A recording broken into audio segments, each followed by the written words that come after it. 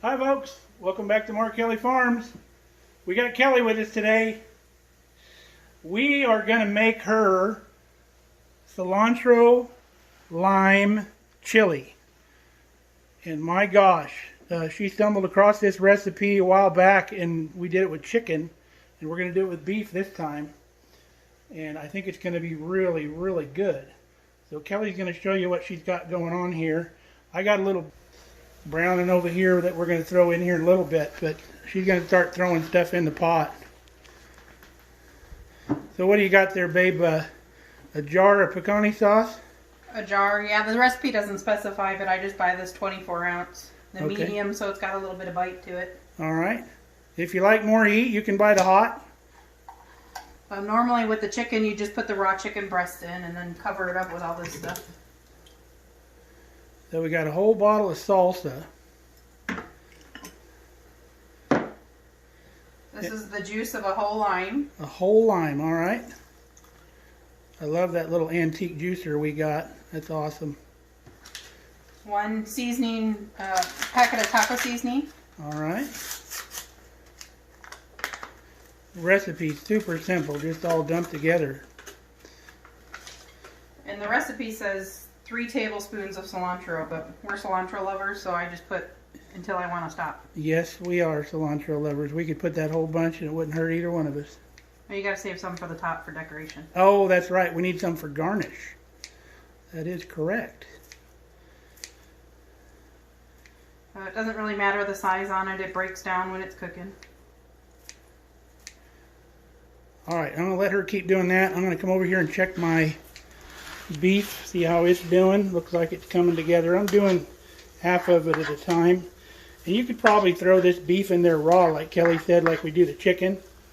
If you use that frozen chicken, let it thaw out first and let it release all that water that they add. And then chop it up into pieces and throw it in. I like the brown flavor that cooking the meat ahead of time gives it. Brown it just a little bit. And then we'll deglaze this pan. And we'll throw that juice in there with it as well. But this is almost there. The reason you only want to do half at a time, because as you're cooking it releases a lot of liquid. And if you put it all in there, you're not going to get that liquid boiled off to where it'll actually brown it. It'll just kind of boil the meat. But we're going to let some of that liquid cook off, and we'll be back in a minute. Alright, we got the meat all browned up. We got it poured in the pot. All the other ingredients are in the pot. Smelling so good. First time we made this, we made it again in like 3 days because it was that good.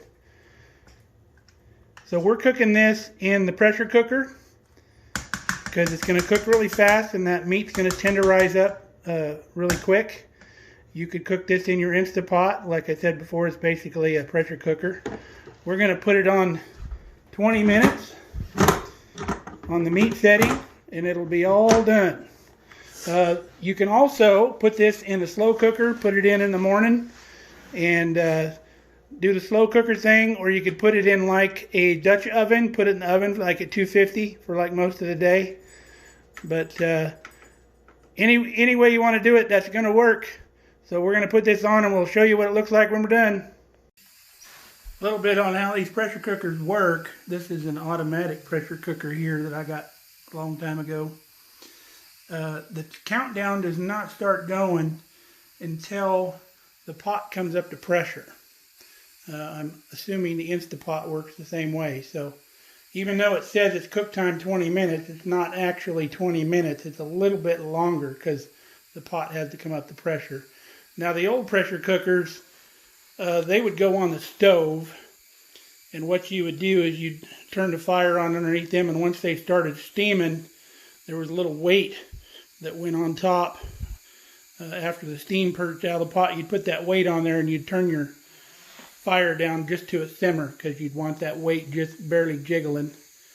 And then once you did that, then you'd start your countdown. So if you got one of them old pressure cookers, they still work. You can use them. We'll be back in 17 minutes. Alright, cooking time is over. And look at that beautiful stuff. It's got a little more liquid than we want, so we turned it back on. We're going to cook some of this liquid out and thicken it up just a little bit. And Kelly's making some corn tortillas we're going to serve that with. We'll be back in a bit. All right, we cooked a little bit of that liquid out of there. Makes it really nice, really tender looking stuff. Beautiful. Kelly's got some plates fixed over here. That's mine on the left.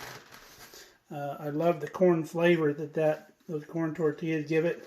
She just eats hers with some chips. Really, really good stuff. How many pounds of meat does it call for this recipe, babe? 3 pounds. 3 pounds. So 3 pounds of chicken, beef, pork. Probably use venison, goat, whatever you wanted to use in this. Be crazy good. And it is yummy. So we're going to settle down and we're going to get us something to eat. Say bye to Kelly. I don't know if we're going to do video tomorrow, but she'll be back to work on Monday.